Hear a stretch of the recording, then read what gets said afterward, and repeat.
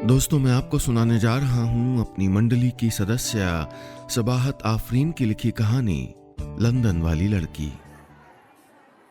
शादी के घरों में अलग ही हलचल छाई होती है ना, जैसे खुशियों को भी जल्दी पड़ी हो यहाँ से वहाँ भागने की। आज शाम समन की मायूं की रस्म होनी थी।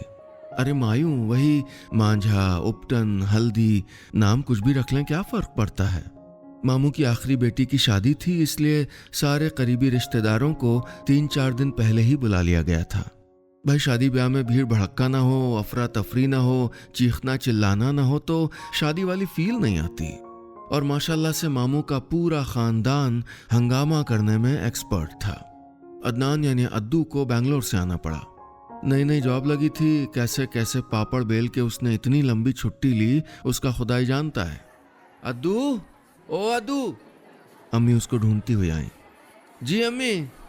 है, लगता है तबीयत खराब होने वाली है। कुछ भी खाती हूँ तो जबान को लज्जत ही नहीं मिलती, और मिले भी कैसे। तुम्हारी मुमानी साहिबा सब्जियां खिला खिला के जान लेने पे उतारू हैं। अरे भाई, ठीक है कि हार्ट पेशेंट हूँ, ज्यादा चिकनाई नहीं खा सकती तो रोस्टेड चिकन बनवा लेती, लेकिन नहीं, बचत के चक्कर में सारी कवायद हो रही है। क्या मैं समझती नहीं। अदनान मुस्कुराहट दबाए अम्मी की बात सुनता रहा। उसे पता था कि वो अपने सिवा किसी और के मुंह से मुमानी की बुराई नहीं सुन सकती थी। अभी वो खामोश खड़ा सुन रहा था कि अम्मी ने उसके सर पे हाथ फेरा और बोली, भाईजान से पूछ लिया करो, कोई काम दाम हो तो फौरन हाथ में ले लेना। बेटा, वो मामू है तुम्हारे, बहन की शादी है, घर में 1000 काम होते हैं, समझ रहे हो ना।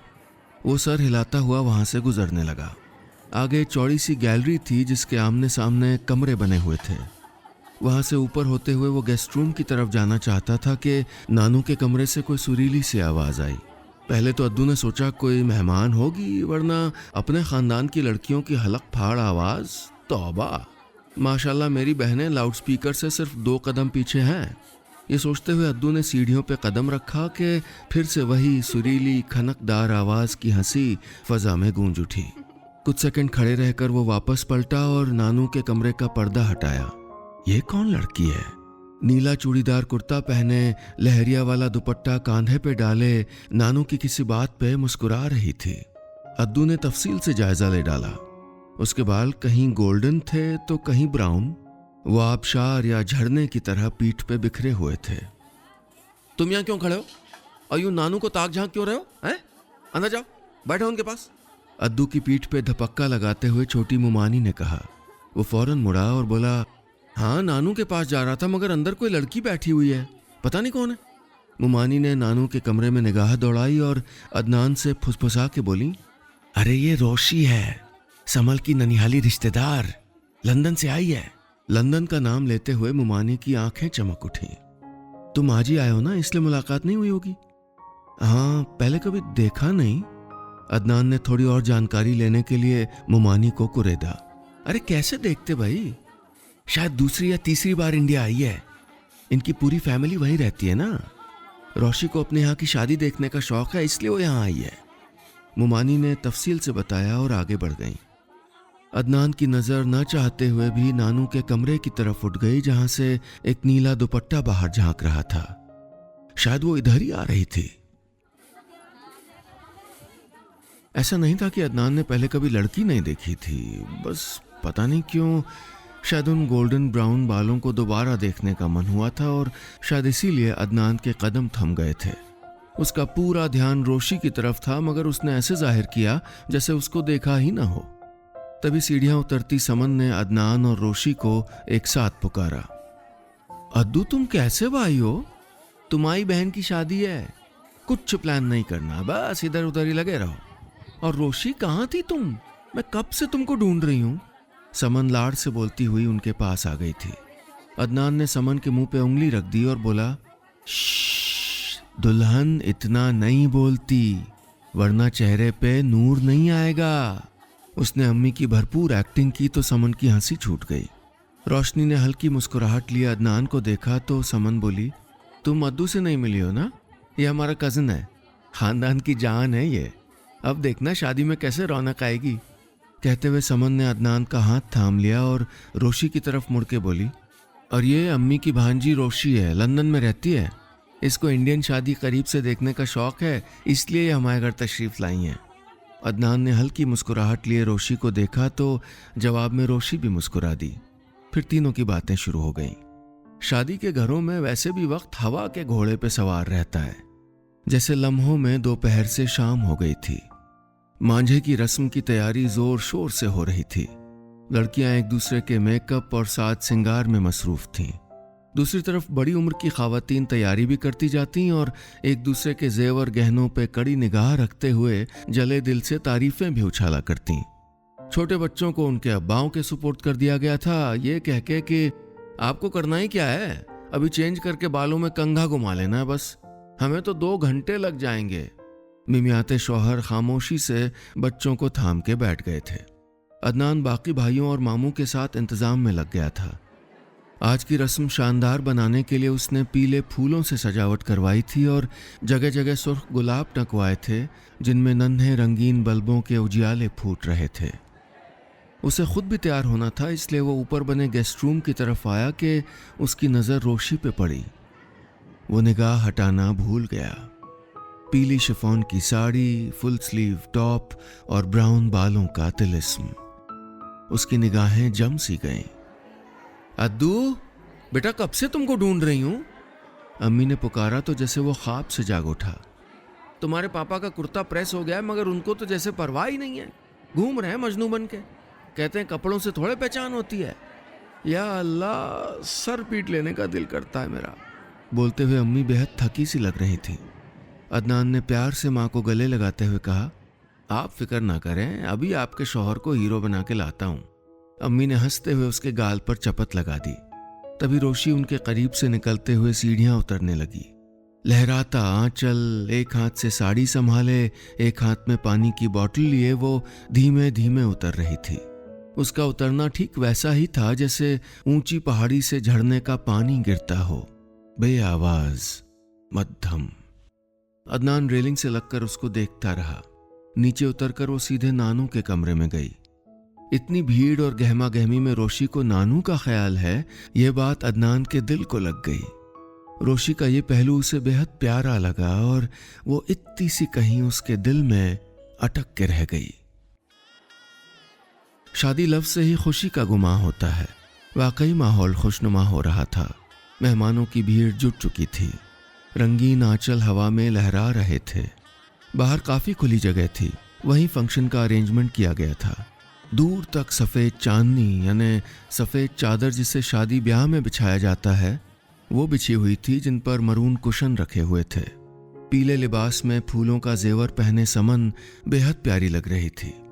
समन के इर्द गिर्द पंखुड़ियों से दिल का आकार बनाया गया था और उसके सामने खूबसूरत बोल में उपटन रखा था, जिसमें सुर्ख गुलाब की पत्तियां बिखरी थीं।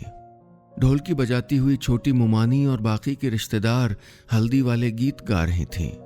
उधर बड़ी मुमानी समन को उपटन लगाते हुए अपने आंसुओं को थाम नहीं पा रही थीं। बेटी को ससुराल भेजने की जितनी जल्दी थी उन्हें, आज उतना ही मलाल हो रहा था। अदनान अपने कैमरे में इन सारे लम्हों को कैद करता जा रहा था। तभी उसके कैमरे का लेंस रोशी पे टिक गया, जो जरा दूर बैठकर इन सारी रस्मों को गौर से देख रही थी। उसे पता भी नहीं चला कब अदनान के कैमरे में उसके दर्जनों अक्स झिलमिला उठे थे। तभी अचानक दोनों हाथों से साड़ी संभाले रोशी उठ खड़ी हुई और अंदर की तरफ जाने लगी।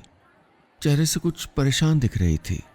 अदनान ने कैमरा कज़न को थमाया और तेज कदम चलते हुए रोशी के पास आ गया। क्या हुआ, कोई प्रॉब्लम है? अदनान ने पूछा। साड़ी पहनी है ना, इसलिए चल नहीं पा रही हूँ, चेंज करके आती हूँ।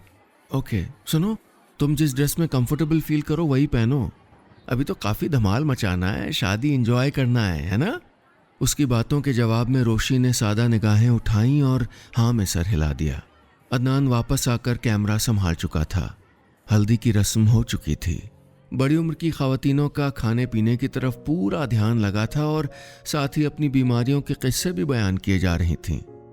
नौजवान पार्टी की अपनी अलग धूम थी। स्पीकर पे बॉलीवुड के गाने चल रहे थे। रोशी वाइट शर्ट और ब्लू जीन्स में लड़कियों के साथ डांस कर रही थी। अदनान ने रोशी के कान में कुछ कहा तो उसने दुल्हन बनी समन को भी सबके बीच खींच लिया। माहौल में मस्तियां बरसने लगीं। लड़के लड़कियां सब मिलकर डांस करने लगे। तभी अदनान को किसी ने पीछे से खींचा। मुड़ के देखा तो अम्मी थी। इस लंदन वाली लड़की से ना जरा दूर रहना, देख रहे हो नए नए काम सिखा रही है हमारे बच्चों को, लड़कों के साथ नाचे जा रही है, इससे माहौल खराब होता है। सुन रहे हो ना, हद है अम्मी, यहाँ सब मिलजुल के खुशियां मना रहे हैं, माहौल कहाँ से खराब होने लग गया। चुप रहो तुम, ये लंदन का कल्चर यहाँ नहीं चलने वाला, मैं तुम्हें कह रही हूँ जरा हिसाब से रहो। कहते हुए अम्मी वापस पलट गईं और अदनान सोचने लगा कि हमारे बड़े इतना डरते क्यों हैं। लड़के लड़कियां आपस में बात कर लेंगे, हंस लेंगे तो कौन सा तूफान आ जाएगा। उसने रोशी को देखा जो पसीने में तर चेहरा लिए हंसती मुस्कुराती खुशियों में शामिल थी। न उसे गर्मी की परवाह थी और न ही लोगों की चुपती निगाहों की। रात आधी गुजर चुकी थी। मांझे की रस्म निपटाकर सब थक के यहां वहां सो गए थे। अगले रोज मेहंदी की रस्म होनी थी। शादी वाले घरों में सो जाना भी बड़े सुकून की बात होती है। अदनान को प्यास लग रही थी। कूलर पंखा चलने के बावजूद शदीद गर्मी का एहसास हो रहा था। वो किचन में आया तो देखा वहां रोशी और समन नूडल्स बना रही थीं। फ्रिज से बॉटल निकालते हुए उसने सरसरी अंदाज में पूछा, क्या हो रहा है? ऐश ऐश हो रहा है। समन ने फिल्मी अंदाज में गर्दन मोड़कर जवाब दिया, आओ तुम भी हमारे साथ करो ऐश। रोशी ने मुस्कुराकर अदनान से कहा और उसके लिए भी प्लेट निकाल ली। तीनों नूडल्स लेकर समन के कमरे में घुस गए। बातें शुरू हुई तो समन ने बताया कि अभी तक वो अपने मंगेतर से मिली नहीं है, सिर्फ कॉल पे बातें होती हैं। ये सुन के रोशी हैरान रह गई। तुम्हें मिलना चाहिए था, जिसके साथ निकाह करके सारी जिंदगी रहना है उससे एक बार भी नहीं मिली, ये कितनी अजीब बात है। समन चुप रही, फिर बोली, दिल तो चाहता है कि एक बार मिलूं, मगर यह आसान नहीं है रोशी। देखो चीजें इतनी मुश्किल नहीं होती जितनी हम उनको बना लेते हैं। इस दुनिया में ना कुछ मुश्किल है और ना ही आसान है, बस तुम इरादा कर लो। रोशी ने यकीनी लहजे में समन को देखते हुए कहा। अदनान दोनों की बातें सुनता रहा। दिखावे से दूर मजबूत सी इस लड़की के लिए उसके दिल में कोई नया जज्बा पनप रहा था। समन रोशी की बातें सुनती जा रही थी और रोशी लापरवाही से बालों को जूड़े की शक्ल में लपेटती हुई अदनान के दिल में उतरी जा रही थी। कैसे समझा रही थी समन को कि हम सब की बात मानते हैं, एक दिल की बात मान लेंगे तो क्या आफत आ जाएगी। न जाने क्यों उसकी बातें मान लेने को जी चाह रहा था। तो क्या अदनान भी अपने दिल की बात मान ले? ये सोचते हुए उसको हंसी आ गई। तभी रोशी ने घड़ी की तरफ निगाह दौड़ाई और बोली, यार सो जाओ तुम लोग, बहुत रात हो गई है। समन बोली, मुझे तो शादी की एक्साइटमेंट लगी है, मुझको नींद आने से रही। बेचारी रोशी जब से आई सोई नहीं है। ओह जेट लैग? अदनान ने भवें उचकाकर पूछा। वही असरात हैं। रोशी ने हाँ में सर हिलाया। ऐसे सर हिलाती हुई वो छोटे बच्चों जैसी मासूम लगने लगती थी। तुम्हें इतनी अच्छी उर्दू कैसे आती है? अदनान ने पूछा। दरअसल वो उससे मुतासिर होता जा रहा था। मॉम और पापा घर में उर्दू ही बोलते हैं और साउथ हॉल तो मिनी इंडिया है समझ लो। हम सारे फेस्टिवल मनाते हैं। पापा शुरू से ही इंडिया की छोटी छोटी बातें बताते थे। यहाँ का कल्चर और उर्दू लिटरेचर सब पापा बताते रहते हैं। रोशी अपने पापा का जिक्र करते हुए एकदम खुश हो गई। तभी समन ने अदनान को कस के चिकोटी काटी। अभी तुम्हारी अम्मी आ गई ना तो कोर्ट मार्शल हो जाएगा यहीं पे तुम्हारा, चलो जाओ अब। वो हंसते हुए उठ खड़ा हुआ। रोशी और समन को गुड नाइट बोलकर वो गेस्ट रूम में आ गया। थकान की वजह से फौरन नींद आ गई थी। वो सुबह देर तक सोता रहा। सूरज की नरमी जब सख्त गर्मी में बदल गई तो अम्मी ने धपक्के लगा के जगाया। अलसाई आंखों से अम्मी को देखता रहा जो चाय की प्याली लिए छोटी मुमानी से कुछ कह रही थी। अच्छा तुम बताओ छोटी दुल्हन, हम मेहमानों की कोई इज्जत है कि नहीं? नदीदों की तरह खुद से लारें टपकाओ तब कहीं जाके नाश्ते की अलमारी खुलती है। अरे हम गैर हैं क्या? सगे भाई का घर है, हमारा अपना खून, एक माँ के जाए हैं हम सब। मगर तौबा लानत है ऐसी कंजूसी पे। अदनान फौरन उठ गया और तभी छम से उसकी आंखों में कोई अक्स लहरा गया। ये ब्राउन बालों की जादूगरी भी ना। वो मुस्कुरा उठा। आंखों को जो अच्छा लगने लगता है न जाने क्यों दिल चाहता है कि वो बार बार नजर आए। घनी भवों वाली वो ज़हीन लड़की सामने बैठी नजर आ गई। आज ब्लैक टी शर्ट और ब्लैक लोअर में बिना किसी मेकअप के और प्यारी लग रही थी। वो समन की भाभी के पास बैठी उनकी हथेलियों को थामे आहिस्ता से कुछ लगा रही थी। अदनान को देख के बोली, अद्दू प्लीज कम। तुम अद्दू मत कहो यार, उसने झेंपते हुए कहा। ओके अदनान, उसने हौले से मुस्कुरा कर कहा। भाभी को क्या हुआ? उसने करीब ही बैठते हुए पूछा तो भाभी बोली, अरे कुछ खास नहीं, बस कढ़ाई से तेल छलक गया और फफोले पड़ गए। रोशी यूं ही घबरा रही है, किचन में भी नहीं जाने दे रही। रोशी ने उनकी बात को सुना और शिकायती नज़रों से अदनान को देखने लगी। भाभी की उंगलियों पे फूंक मारते हुए बोली, ये ज़रा सा नहीं है, आपको पेन हो रहा होगा, कह नहीं रही ये अलग बात है। रोशी की बात सुनकर न जाने क्यों भाभी की आंख भर आई। वो खामोशी से रोशी को फूंक मारते हुए देखने लगी। अदनान वहीं बैठ गया। रोशी और भाभी से बातें करने लगा कि तभी अम्मी आ गई। उन्होंने नाराज निगाहों से अद्दू को घूरा, लेकिन वो नज़रअंदाज करता हुआ बैठा रहा। दोपहर ढलने के बाद फिर से शाम की तैयारी होने लगी थी। अदनान को मामू ने लिस्ट देकर बाजार भेज दिया था।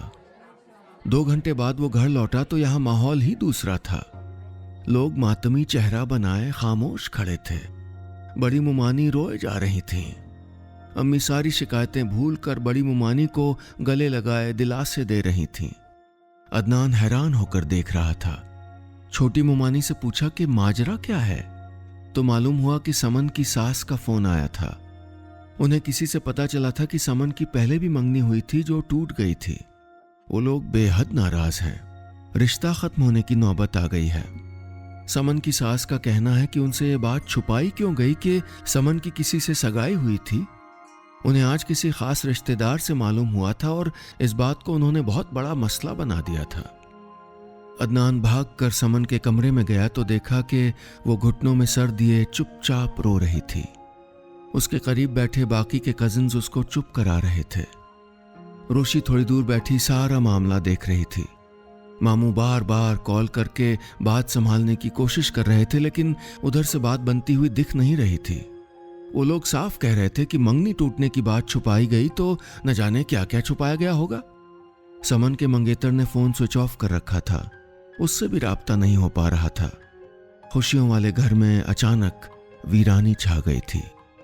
घर की बुजुर्ग दुआएं पढ़ रही थीं कि क्या पता कोई करिश्मा हो जाए और बिगड़ी बात बन जाए। अदनान समन के कमरे से बाहर आ गया था। उसका रोया रोया चेहरा देखने की हिम्मत नहीं हो रही थी। वो चुपचाप खड़ा था कि पीछे से किसी ने उसका हाथ थाम लिया। वो चौंक के मुड़ा तो रोशी थी। चलो समन के मंगेतर के पास चलते हैं, मुझे उससे कुछ बात करनी है, रोशी ने ठहरे हुए लहजे में कहा। वो कुछ सेकंड सोचता रहा, फिर पॉकेट से गाड़ी की चाबी निकाली और लंबे कदम उठाता हुआ आगे बढ़ गया। इंसान परेशानियों से घिरता है तो उम्मीदें छोड़ देता है, कोई कदम उठाते हुए डरता है। मगर रोशी के चेहरे से आत्मविश्वास झलक रहा था। वहां न गुस्सा था न कोई रंज। अदनान खामोशी से गाड़ी चलाता रहा। समन के मंगेतर का घर काफी दूर था। वहां तक पहुंचने में 1 घंटा लग गया। गाड़ी से उतरकर वो दोनों सीधे घर के अंदर आ गए। उनके घर भी रिश्तेदारों की भीड़ थी, लेकिन शादी वाली रौनक बिल्कुल नहीं दिख रही थी। साफ जाहिर था कि उन लोगों को अगले दिन बारात नहीं लाना था। अभी वो लोग अंदर गए ही थे कि समन का मंगेतर बाहर आता दिखाई दिया। अदनान ने उससे कुछ कहा तो वो रोशी के पास आ गया। जी कहिए, क्या कहना चाहती हैं? उसने नजरें चुराते हुए कहा। तुम्हें शादी से दिक्कत क्या है? रोशी ने सीधे सीधे पूछा। देखिए, आप लोगों ने बात छुपाई। मंगनी टूटना कोई छोटी बात नहीं है। मेरी अम्मी बहुत सख्त नाराज हैं। हाँ, मगर तुम एक सवाल का जवाब दो। आज तुम्हारी भी मंगनी टूटी है ना, अब तुम दुनिया को क्या जवाब दोगे? लोगों को क्या वजह बताओगे? क्या कहोगे उनसे जब तुम्हारा फिर कहीं रिश्ता होगा? देखो, रिश्ते ऐसे ही टूटते हैं, छोटी छोटी बातों से। क्या मंगनी टूटना इतनी बड़ी वजह है कि इसको इशू बना के रिश्ता तोड़ दिया जाए? रोशी आराम से सवाल पूछ रही थी, जैसे समन का मंगेतर उसका स्टूडेंट हो और वो टीचर। देखिए, बात तो सही है, मगर हमारे बड़े, सुनो मेरी बात, अपने बड़ों को समझाओ। रिश्ता तोड़ना बहुत आसान है। हमारी समन की भी कहीं शादी हो जाएगी और तुम भी बैठे नहीं रहोगे।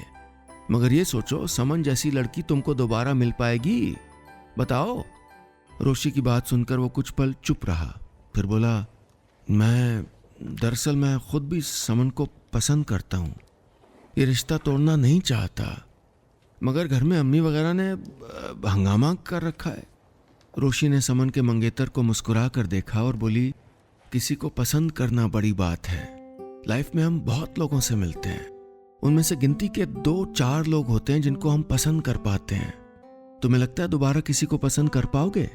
वो चुपचाप कुछ सोचने लगा, फिर बोला, आप लोग घर जाएं, रात हो गई है। कल शाम को बारात आएगी और मेरी शादी समन से ही होगी। उसकी बात सुनकर अदनान ने फौरन उसको गले से लगा लिया। रोशी ने हाथ मिलाया तो फिर वो दोनों गाड़ी में बैठ गए। घर पहुंचने में 1 घंटे के ऊपर का वक्त लग गया। अदनान अंदर आया तो देखा मामू खुशी खुशी अपनी बहनों को सीने से लगाए आंसू पोंछ रहे थे। मालूम हुआ कि अभी अभी समन की ससुराल से कॉल आई थी। उन्होंने अपने खराब रवैये की माफी मांगी थी। कड़वाहट और रंज हल्के हो चले थे। माहौल खुशगवार हो गया था। अदनान और रोशी समन के कमरे में गए तो देखा कि वो फोन पे किसी से बातें कर रही थी और हथेली से आंसू पोंछती जा रही थी। रोशी ने इशारे से पूछा, क्या हुआ? तो समन रोते रोते मुस्कुरा उठी। अदनान ने रोशी के चेहरे पे निगाहें टिका दी जहां इत्मीनान फैला था। उसका मन हुआ कि वो उसके बेहद करीब जाए और उसका हाथ थाम कर कहे, सुनो, तुम कहती हो ना कि दिल की बात मान लेनी चाहिए, तो इस वक्त जो मेरा दिल कह रहा है उसे मान लूं क्या?